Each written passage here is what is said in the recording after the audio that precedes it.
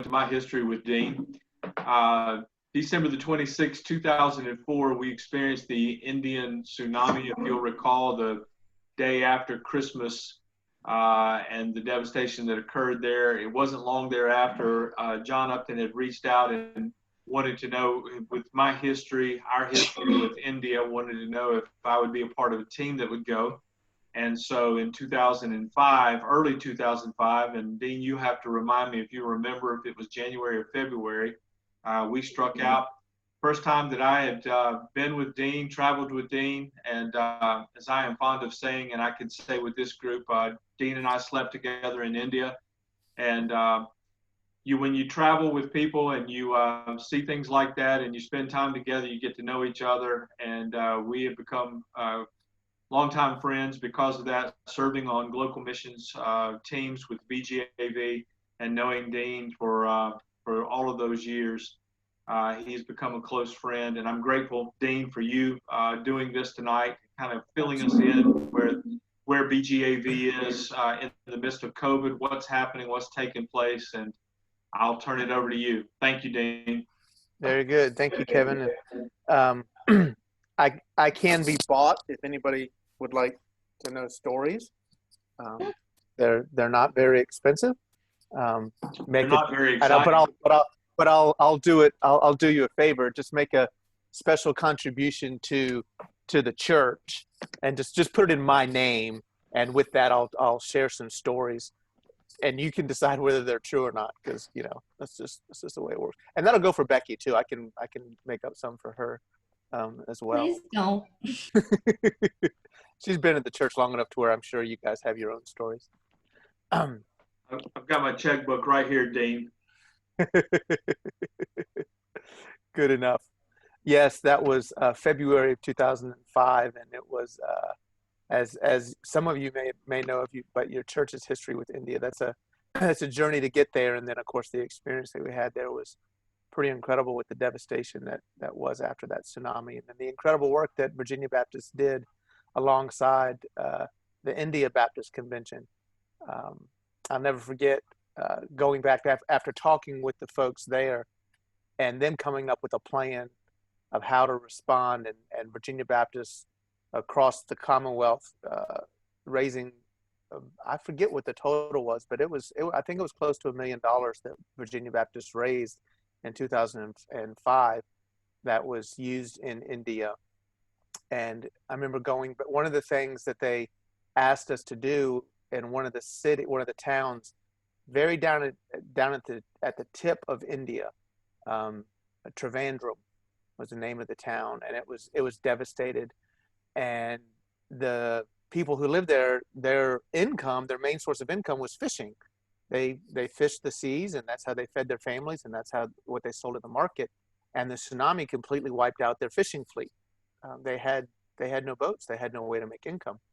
And so what Virginia Baptist did was, in India, they worked out themselves. They formed family consortiums, basically families of 3 came together, and Virginia Baptist bought each set of 3 families a boat. We hired a boat builder there in town who was a Muslim. He was surprised that Baptists would give him money to build boats, but we did. He built boats for these sets of 3 families, and each family took a turn throughout the week. They divided the week up to go fish, and then when they brought they caught fish for their families. B, they sold fish, and C, the agreement was that they would put a portion of their proceeds into a fund. Eventually, that fund grew enough to where they could buy another boat. So then 3 families shared 2 boats. And same thing happened again. And eventually, every family got their own boat. And it was an incredible ministry. But when I went back to visit and look at the boats, and they weren't, big, huge boats. They were probably 20 foot. They were giant canoes, basically 20 feet long and about 4 feet wide and very heavy. But when I went back to see the canoes, to see the boats, the Muslim man, who by this time had converted to Christianity because of the folks there the leader, Kunjaman Chako, really was kind of heading that up. He had named every boat Virginia Baptist 1, Virginia Baptist 2, Virginia Baptist 3. So there were all these Virginia Baptist boats floating in the sea down in India. So that was pretty cool. But that's not what I came to talk about, but it is a great story. So I want to share a little bit about what Virginia Baptists have been doing in response to COVID-19, since that's obviously the everyday topic, like it or not, that you have to deal with with family, friends, Facebook news, whatever you run into it. So Kevin asked me to share just a little bit about what Virginia Baptists have done specifically with COVID-19, and then I'll share some other mission types of opportunities. And as Kevin and Becky would be able to tell you, and others who might know me, I can talk for quite some time. I can talk a long time on one breath without even stopping. You won't even know that I've stopped at all, because I don't, and you don't even know when I'm breathing. I talk so long. But so if you have a question, just unmute yourself and interrupt. That's absolutely fine. That'll be the best way to do that. If you feel like you're raising your hand, then do so.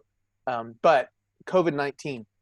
So shortly after everything started kind of going wonky in mid-March, our team sat down and we tried to figure out what's the best way that Virginia Baptists can respond. Oh, by the way, I'm the team leader for the mission development staff at the BGAV. So on our team is our impact mission camps, disaster response, international partnership missions, local missions, the World Hunger Fund, including Virginia Hunger Funds.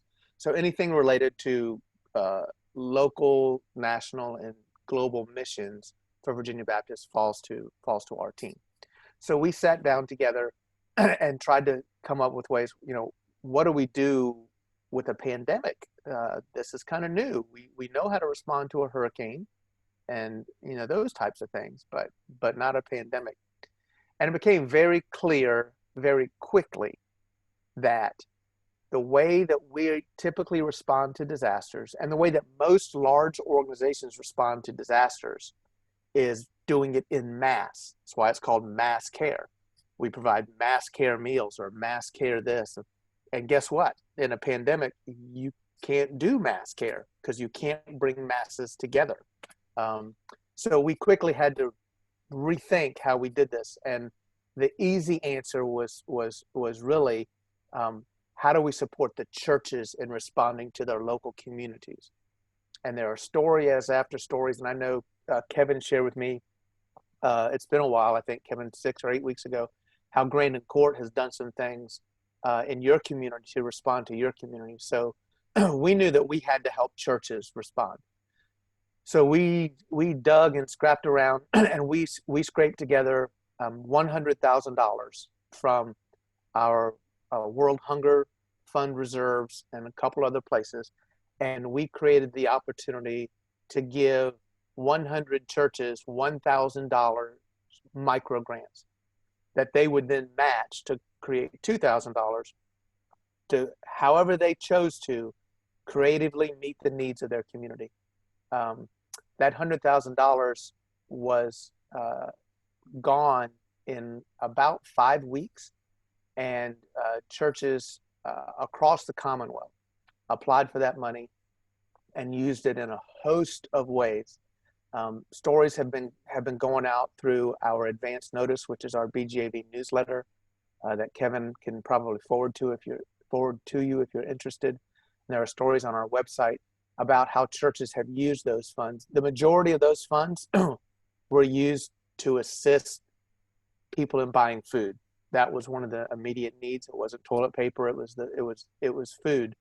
And so many churches worked with their school systems, local fire departments, and others to buy gift cards for families, to buy food bags, to do whatever they could to provide food for families who were either hurting already before COVID hit, or had a sudden loss of a job or something like that put them in a situation where they were food insecure.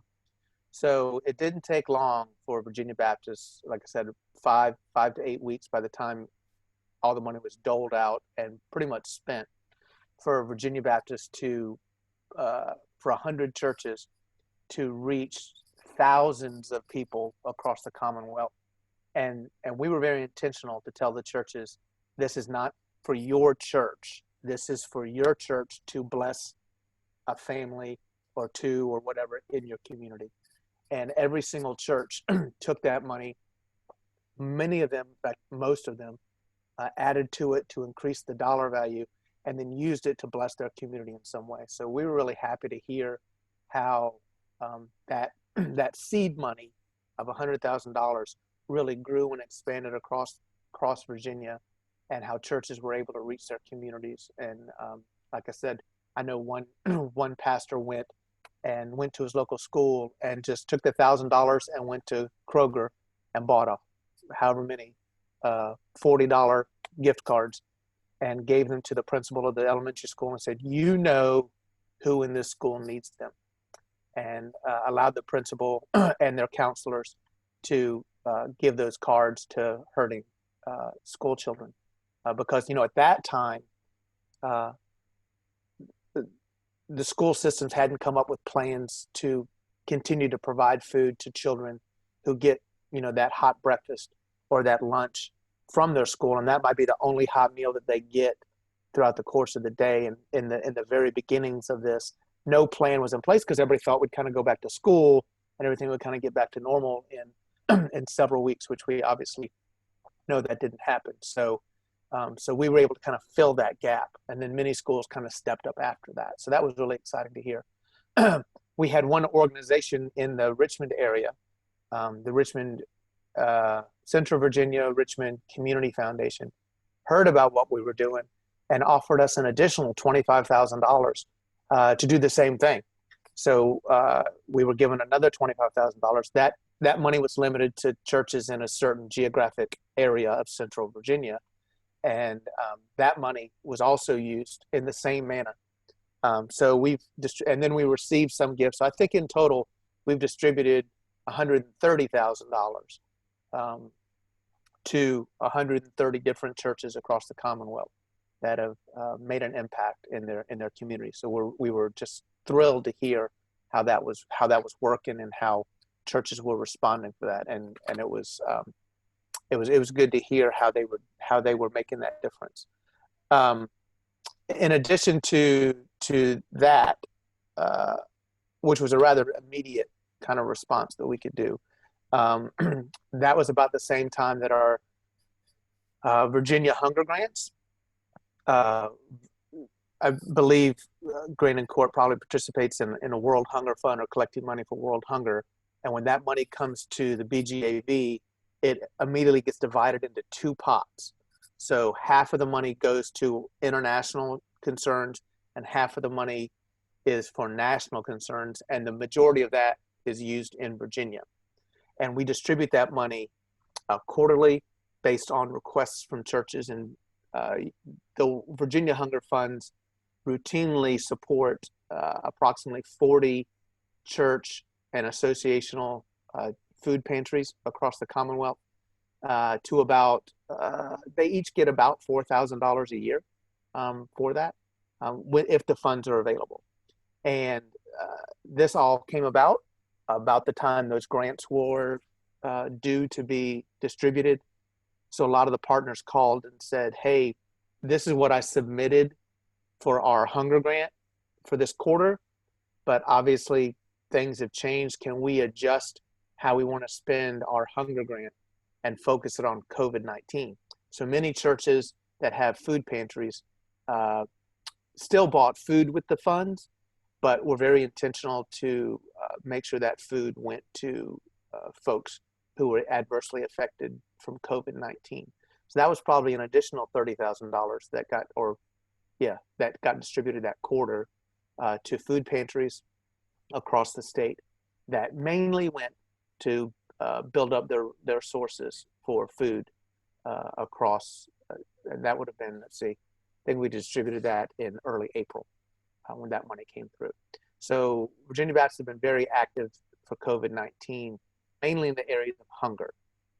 Now, there were several churches that took that COVID-19 grant, didn't use it for food.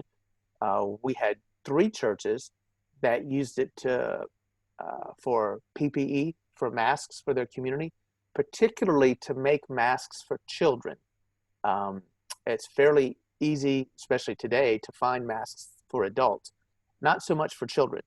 And so we had several churches that were involved with making masks, and then several churches that used the money and were able to procure the materials to make masks, or actually to buy some masks for children. And then we're able to put those, distribute those to the community to protect particularly vulnerable children who have something in their health that makes them more vulnerable and susceptible to virus. So it was good to see that some of the funds went for that. And then there were 1 or 2 well, more than 1 or 2. There were several churches that used the funds to give specific small one-time assistance to families that they knew had lost their jobs immediately. A lot of service workers and other things like that. So they went and paid electric bills, paid rent, did something for a month just to help those families kind of get over that hump. So it was real inspiring and very encouraging to me to hear how those funds were being used across the Commonwealth for that. And any questions related to that before? I'm going to stay with COVID-19, but I'm going to kind of move ahead a little bit. Hearing. Greg? I have a question. Yeah, absolutely. To your knowledge, has COVID opened up any new doors of opportunity for ways that BGAV has been able to help? Absolutely, it has. Particularly, and our goal in giving this money to the churches was really to encourage them to create those relationships. And what that did for many of those churches, they had never been to speak to their school superintendent or the principal or to the emergency manager of their county. And it provided that church the opportunity to have those conversations with partners, even if it was, the manager at the local grocery store to say, hey, can I get a discount on these cards? So it really opened up a lot of conversations that those churches were able to have in their communities, which is what our goal is from the BJV standpoint. I'm here to serve the churches and provide opportunities for churches that they might not find on their own. But I'm also here to help encourage those churches to work in their local communities. So I think we were pretty effective at encouraging those churches to open up doors in their communities that weren't there. And some of those were shared in the stories that people sent back to us. That's a great question. So obviously COVID-19 continues, and we're still responding in 2 other big ways that are coming up for the fall. And those are through our international response and through the Virginia State Missions Offering, the Alma Hunt State Missions Offering. Grandin Court has been involved in the Alma Hunt State Missions Offering for years and has contributed. What you may or may not know is every year the Alma Hunt dollars, there are allocations, and disaster response, impact mission camps, camps for WMUV. It's a shared mission offering between the BGAV and the Women's Missionary Union of Virginia. And so many ministries, 60 or more ministries, are blessed by that offering every year. This year, in 2020, we sat down together probably in late April or May, and decided that we were going to change the allocations for Alma Hunt this year. And it was a difficult decision because there are several ministries that receive funds. They don't depend on those funds for their entirety of their ministry, but several of them get, $4,000 or $5,000 or $8,000 a year from Alma Hunt, and they're just going to have to do without this year because we changed the allocations to where all of them are related to COVID-19 response. So from the BGAV side, I can quickly say from the you can read the allocations at almahunt.org. And you can read all of the allocations that are listed there. The WMUV side has some for domestic abuse, to help in conversations and protection for domestic abuse. Some allocations for their camps. And now that I've said that, I'm not going to recall what the other two that they have listed. They'll pop in my head in a minute. From the BGAV side, we have 4 allocations that are listed. One of those is to assist BGAV church planters who were in the midst of planting a church, but their main source of income is from their day job.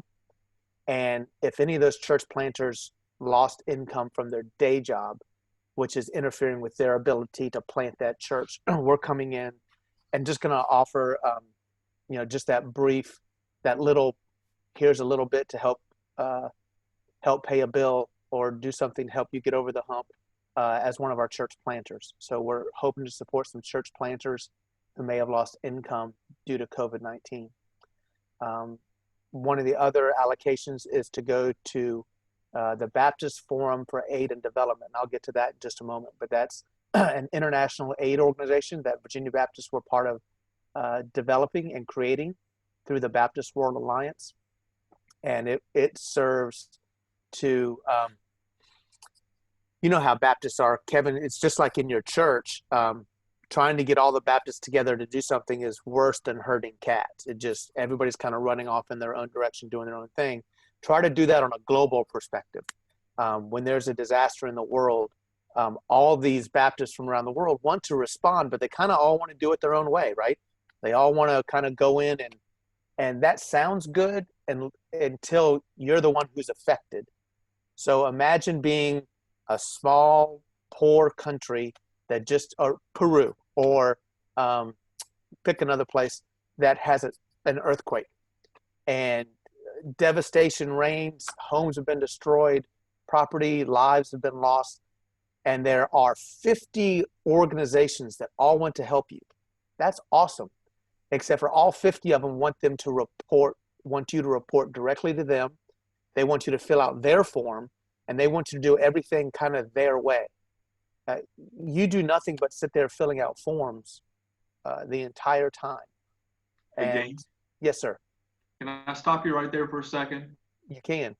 Yeah, I want to make sure everybody understands what you just said, because I want everybody to think about this on a global perspective when a crisis hits. And will you repeat that, Dean? And I'll shut up. You just reiterate what you just said, because this is something that I had to learn in the process as well when you're working with multiple entities, and it is a huge learning curve.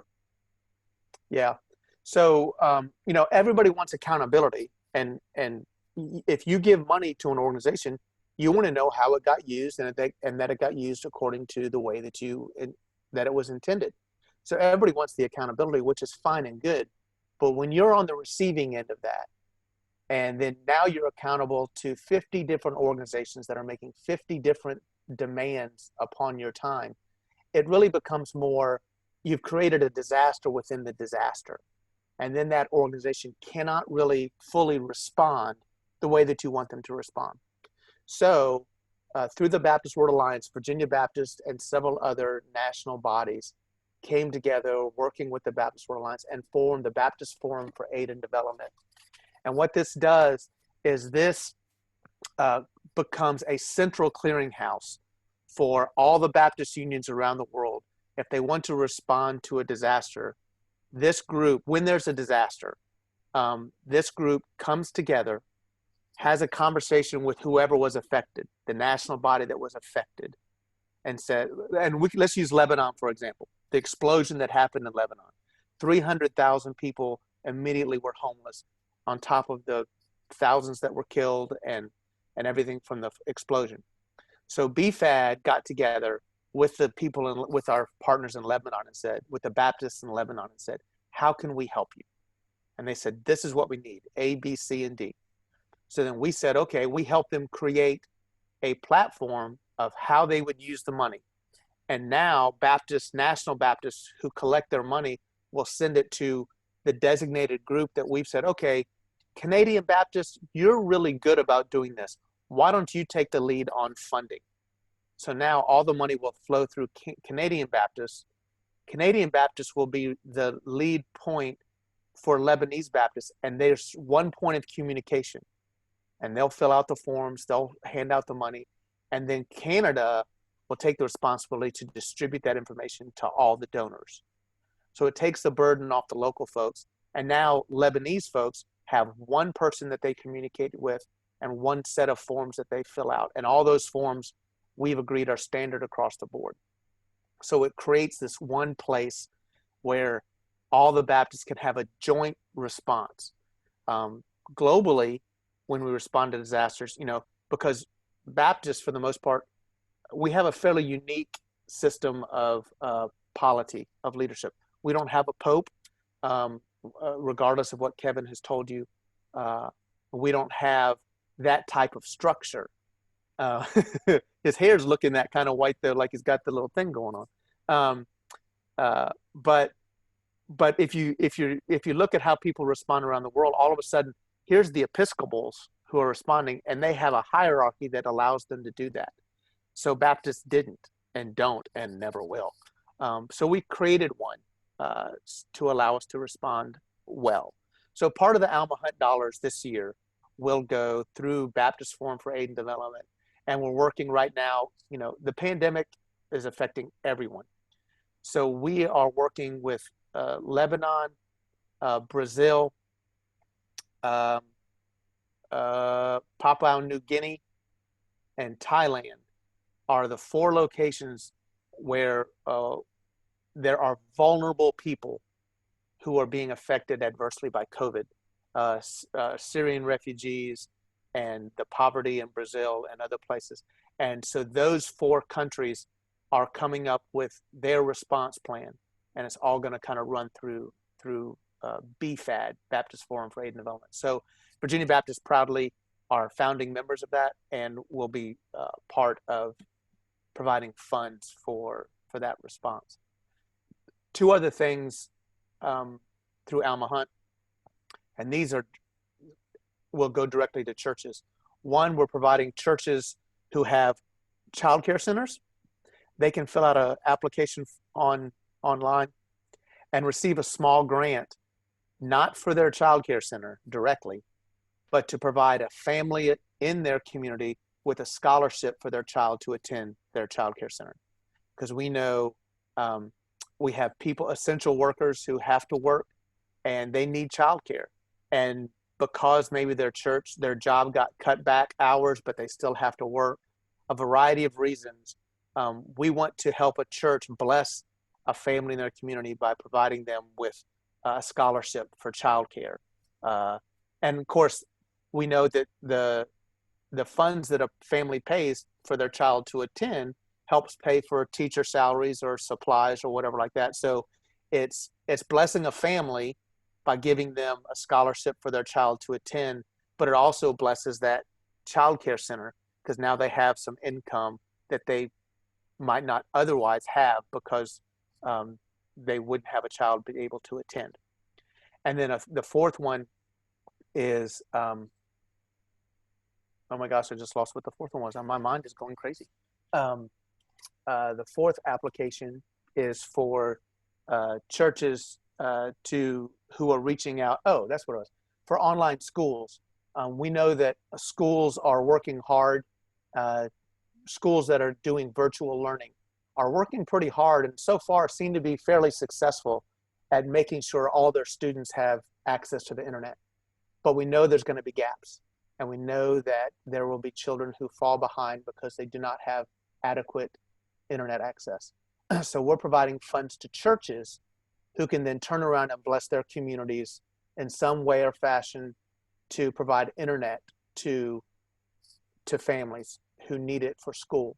So it might be that they put up a Wi-Fi hotspot in their parking lot, and families can come to their parking lot and park in their parking lot to be able to get Wi-Fi access for children to be able to do homework or to attend school, or whatever that church comes up with in conversation with their school board. Again, Greg, back to your comment, we're encouraging churches to have conversations with their school systems to say, is there a gap that we're having with internet access that maybe the church can step in and fill for you? So that's another way that churches can be involved with their communities and provide it. So this year, the Alma offering is very different, but we think it's very critical and it's very timely in that regard. Questions about that? Yep, Dino, let me stop you right there. Let's bring this a little closer to our connections. You mentioned Lebanon. We've been fortunate to have Aliyah Aboud in our church. Right. That's right. And she's spoken, and our folks have been asking about her. And so as far as the school and the education that is going on there, they're going to pick up from the catastrophe and they're going to move forward. Tell us a little bit briefly what you're hearing about them. Yeah. So the school, the Beirut school that LSESD, the Lebanese Society for Education and Social Development, they are basically the social arm of the Lebanese Baptist Convention.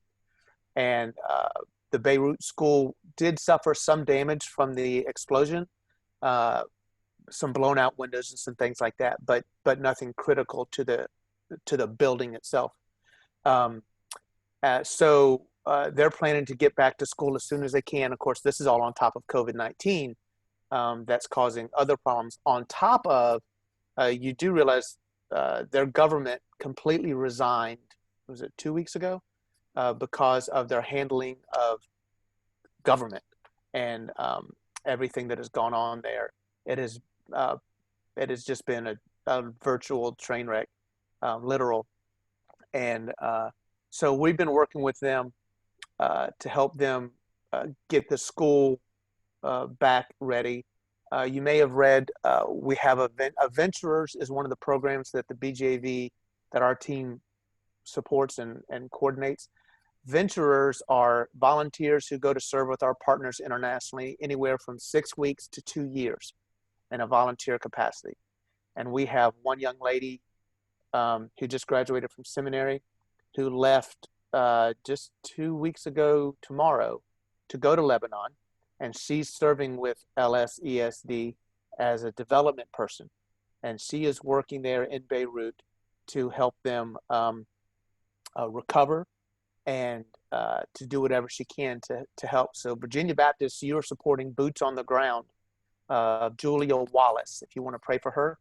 Some of you might know Skip Wallace. He's one of our field strategists who works in the area east of you, but it's his daughter. And Julia is there and plans to be there for 2 years to work in Lebanon. And those are some, I know you met Aliyah, and she's an incredible woman. And there's some incredible stories. And we're hoping before too long, when it's safe, maybe in the spring, to take another team to Lebanon so that you can see the work firsthand and know what's going on there.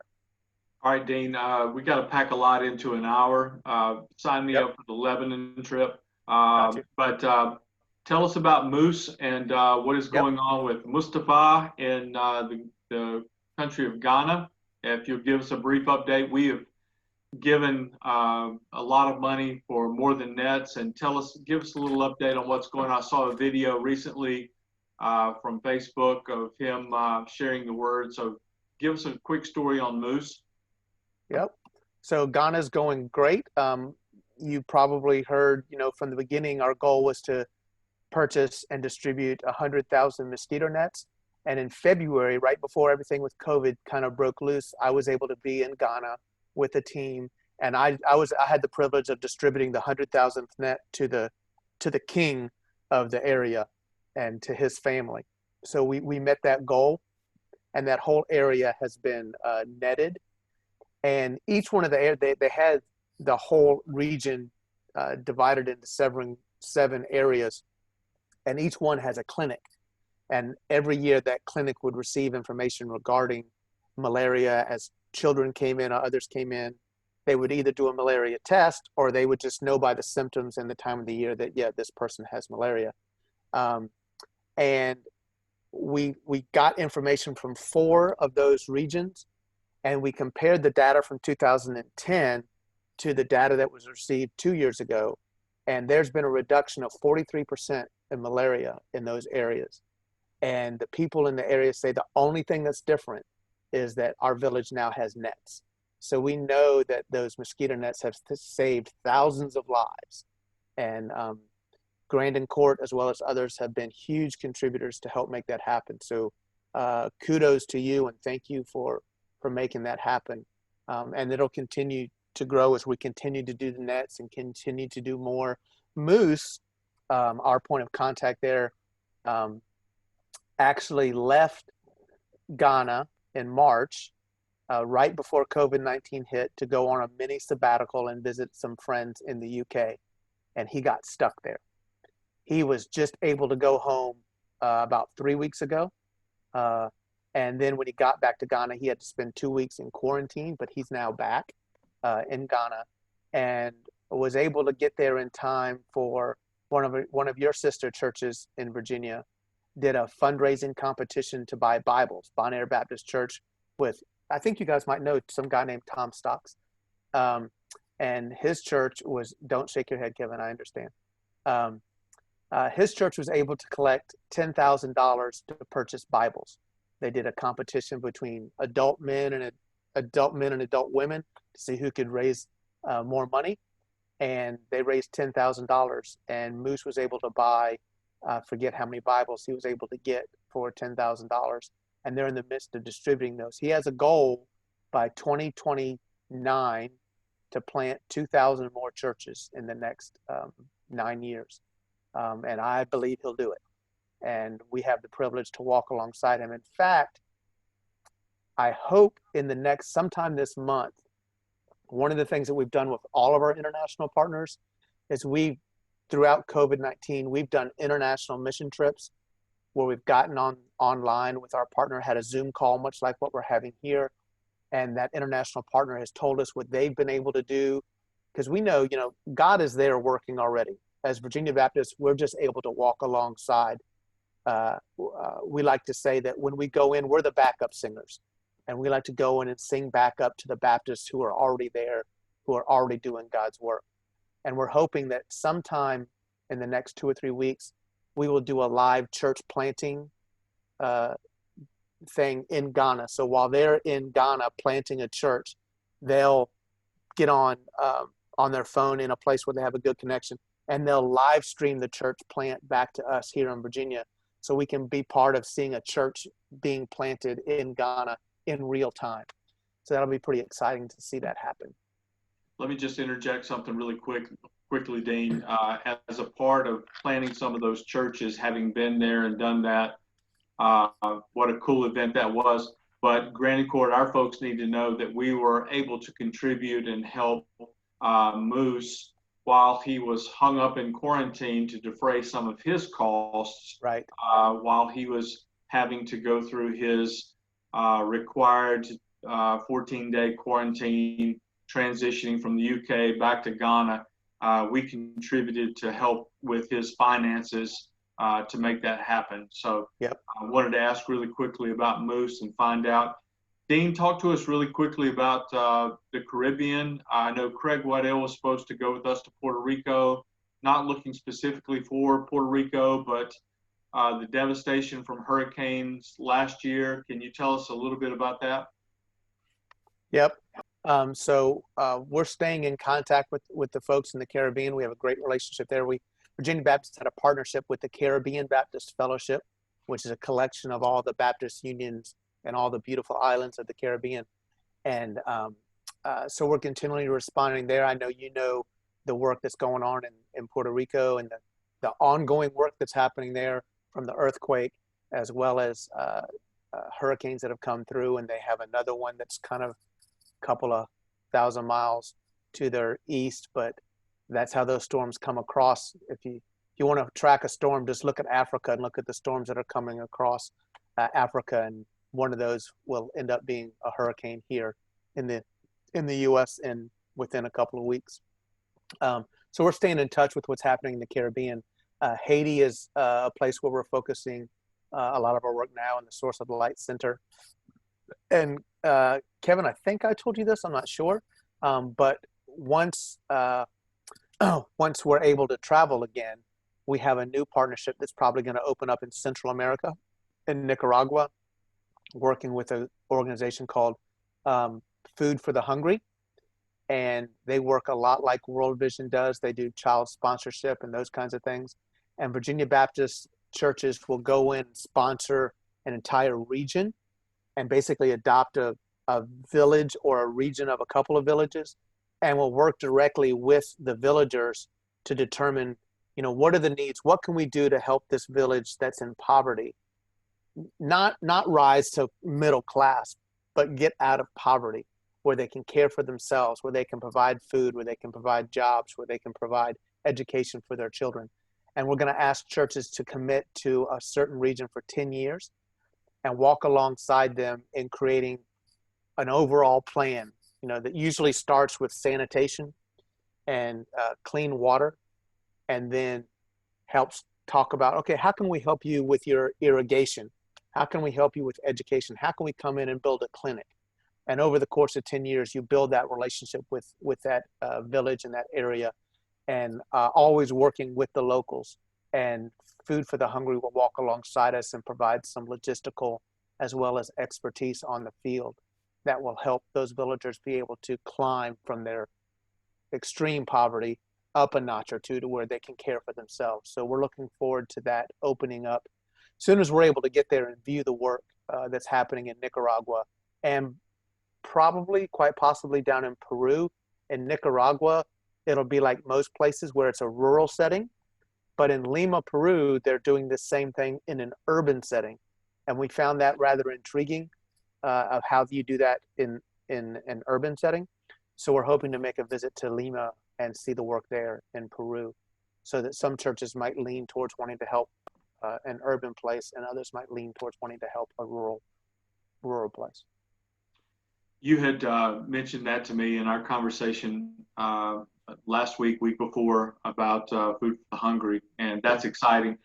Our folks were familiar with World Vision and the red tape that we were intricately involved in. Yeah. And unfortunately, those things did not pan out, but we gave it our best effort. But Food for the Hungry sounds like a great opportunity. Dean, very quickly, what's next for us other than what you've already thrown out there? What are we thinking about looking at for future partnerships? I heard you say Lima, Peru, Nicaragua. Is there anything else to add to that? Those are the two main international partnerships. We still have our focused refugee partnership, which is with Croatia, Lebanon, and Austria, where we're working with refugees in those three places, and then connecting those back to Virginia through an organization called Reestablish Richmond. Right now they're focused in Richmond, but they're planning to expand, and they work with refugees who make it from wherever they come from into Virginia and help them get settled. So we're not only helping internationally, but we're bringing it home so that people who go to Lebanon and work with the Syrian refugees there can come back to Virginia and work with refugees here and make that connection. And then, of course, in Haiti, and then, of course, we have all of our other friendships that we continue in so many places. One new, and another partnership that's not international, but it's in Virginia, is on the Eastern Shore. I think Brandon Court, you're familiar, you might have heard about the Southwest Virginia Partnership that's in Nicholsville, Virginia, that Virginia Baptists were a part of, and working with the local associations there to get that ministry established, and through some good work on their behalf, and us, again, being the backup singers and providing funds and some expertise, that is now its own separate 501c3 that is up and running, and that we're very glad to partner with them. We're going to duplicate that over on the Eastern Shore in Cape Charles, which is on the southern part, just after you cross the bridge tunnel and go about another 15 miles north. Small town, but has a dynamic pastor at Cape Charles Baptist Church. And we had our, he works a lot with the community, as he should, and reaches the poverty. Their school system had lost their accreditation with the state, and we were able to help their teachers to get their student scores up to where they got accredited again. So the church does great work in that area. and we're coming in alongside them, and we encourage them to start talking about getting other partners on board and to look at a whole community. How can we affect the entire county of Northampton County, which is the southern county? And in January, we were going to have a banquet and invited all of these organizations to come. And we wanted to invite them to a dinner where we would introduce, here's a 5-year vision that we would like to bring, but we want to hear all your thoughts and ideas. So he took the invitations to 100 organizations and said, just call and tell us how many people you want to bring. And he and several other locals that we were working with issued all those invitations. And about a week before the banquet, the pastor called me, Russell. He said, Dean, he said, I don't know what to do. He said, I've only heard from 4 different organizations. I'm afraid we might have to cancel. I was like, well, let's be patient. If we start with 4, we start with 4. We had rented out a banquet hall at a local restaurant. We kind of invested a chunk of money. And he said, okay, I'll pray about it. We'll see what happens. Well, 2 days later, he called me up. He said, Dean, he said, we issued 99 invitations. We now have 83 organizations coming out of 99. And I was like, are you hang on. Are you sure? I had to, listen closely to my ears to make sure I was hearing right. So we had an 83% response rate, and we had that dinner, and there were 160 people there from those 83 organizations, police department, state police, school system, the mayor was there, you name it, across the board. All these organizations were there, and we provided a wonderful dinner for them. But then we took them through an hour-long exercise where we, as the BGAV, listened, and we let them, here's what I want to see happen. We need fair housing. We need education. They just created this huge list, and we listened to all of them, and we put all that together. And now there's a smaller group who's going to say, here's all the things that you said need to be done. Here's how we're going to tackle that. And then, of course, COVID hit. I had done this exercise with a smaller group 6 months beforehand, and that's how we formulated the first plan. But now we have almost every nonprofit organization in Northampton County on board, ready to make that happen. So that's going to be an incredible partnership that Virginia Baptist will be involved with for quite some time to change that entire county. All right, being sensitive to time, folks, are there questions specifically that you would ask of Dean?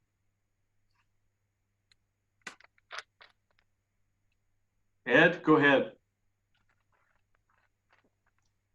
On a little bit different subject, but something locally, I just wanted to say that I had the opportunity last week, along with several other folks from Renovation Alliance, to meet with Butch Meredith.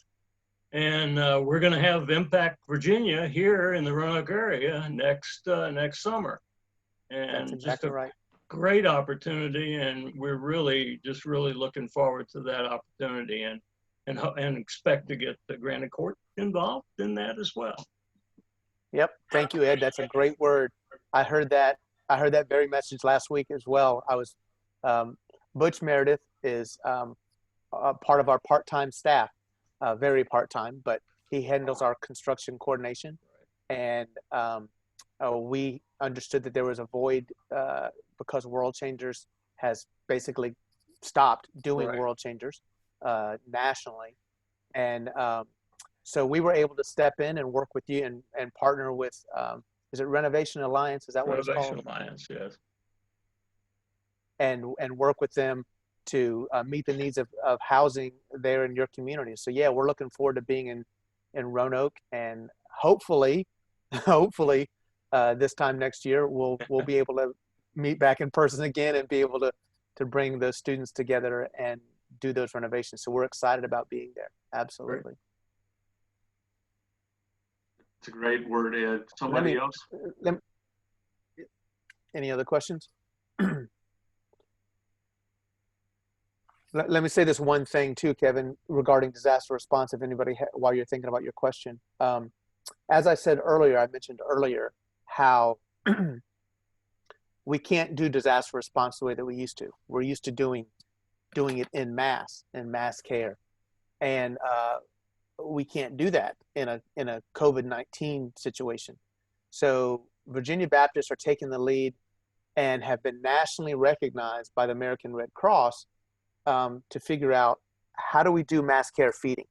Because I think you all are familiar and you know that when there's a disaster and the Red Cross or somebody says, we've prepared 100,000 meals today, that's mostly true. The Red Cross usually buys the meals. The Baptists cook the meals, big surprise there, and then the Red Cross helps distribute the meals.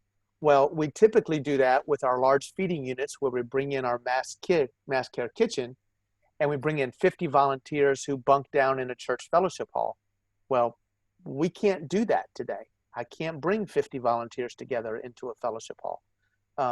So this Friday, we are basically doing a simulation with 5 churches here in the Richmond area and using their church kitchens and their volunteers mixed in with our trained volunteers to prepare, I guess we're doing 1,000 meals in 5 different locations. So we have a distributed workforce, and we're trying to figure out, okay, instead of having one mass care kitchen, what happens if we have 10 smaller kitchens that are church-based that use local volunteers so we don't have to worry about housing and those kinds of things, and then can distribute the food out of that church, or we can deliver it and don't have to deliver it that far. So Virginia Baptists are part of emergency management, and we're part of a Central Virginia Emergency Management Coalition that received a grant from Homeland Security that has been given to Virginia Baptists to do this simulation. And the Red Cross is interested in how we do it because they have new protocols in place that affect how they work with us. So we're utilizing the Red Cross and their protocols in order to show them what works and what won't work in the case of a mass care disaster. So we're excited to be a part of that with our partners and to be recognized as really being key to see how this works to do mass care with a distributed workforce. So it's a very different territory for us and for everybody who provides mass care. So we're excited to be a part of that. And that's another part of where your Alma Hunt dollars have helped us to be able to be kind of on the cutting edge for that. Dino, that's awesome. You've updated us, you've educated us, you've informed us, you've challenged us, you've encouraged us. And so I could spend another hour just worshiping at the feet of the Master, but I will let you go. And please give our love to Anna in regards to her brother and let her know that we're praying for her as well. Yep. This has been great, man, because I want to remind our folks that our dollars that go to support BGAV go far beyond our expectations. And part of the fun of serving on the board and serving in the various committees is that I realize that when we contribute, when we partner, we exponentially are used for the kingdom advance in ways that, I just took for granted or didn't even understand. And we are so blessed at Granting Court because we've had these folks that we've mentioned tonight to be in our presence and talk to us about these things. Plus, we've been able to be on the field and to serve hands-on and to experience some of these places, some of these things. And when we do that, it forever changes us. So, Dean, I'm most grateful for your time. Thank you for your information. Absolutely. Love you, my brother. And if there's anybody else that wants to say something in parting or a question, we'll wrap it up. Thanks much, Dean. We appreciate it. Absolutely. Thanks for all you guys have done in the past and will continue to do in the future. Hey, I just got a text message, and I need to share this based on what you just said, Kevin. One of our partners in BFAD is Canadian Baptist, and Canadian government is different than American government, but they have an organization similar to our USAID. It's called the Canadian Food Grains Bank. And because Canadian Baptists are a nonprofit, a registered nonprofit, they are able to participate in the food grains bank. And by participate, what that means is they're able to apply for money from the food grains bank to do the work of Canadian Baptists around the world.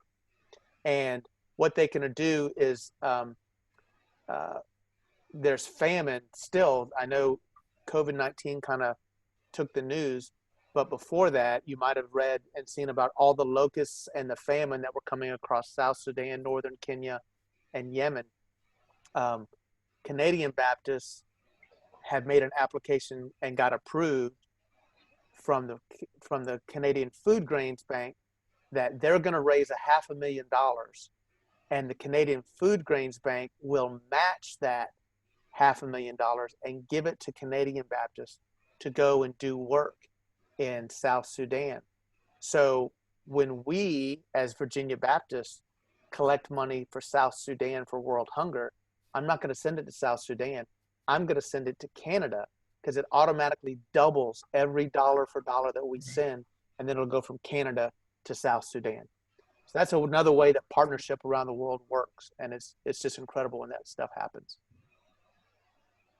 Amazing. Yeah, the partnerships and the connections and the networking, and again, just grateful for you, Dean, for being, at the forefront of all of that. One of the things that I need to remind our folks of is that we have built a facility that is not a family life center, but it is a ministry activity center. And so if there is a catastrophe of some sorts, whether it's a derecho, whether it's flooding, whether it's whatever, Dean will call me up and say, hey, can we use your facility as a staging area? Because we have showers, we have a kitchen, we have floor, we have space. And I'll say, absolutely. And so that's one of the blessings of what we have, that we're able to utilize and connect with other individuals. I just appreciate the insight tonight, because we've been talking about pandemic, we've been talking about COVID as we try to figure out what the next stages are. Dean, again, thanks for all the information. You've thrown a lot of things at us to digest, and we could have you back next week and unpack some more of this, but I'm most grateful. Anytime. Thank you all very much for all you do. Give Kevin a hard time every chance you get, and just ask Becky to tell you a story, and she'll make something up. Thanks, Dean. Bless Thank you, you, Dean. We appreciate it. Bye, guys. Have a great evening. Good night. Good night, y'all. Bye.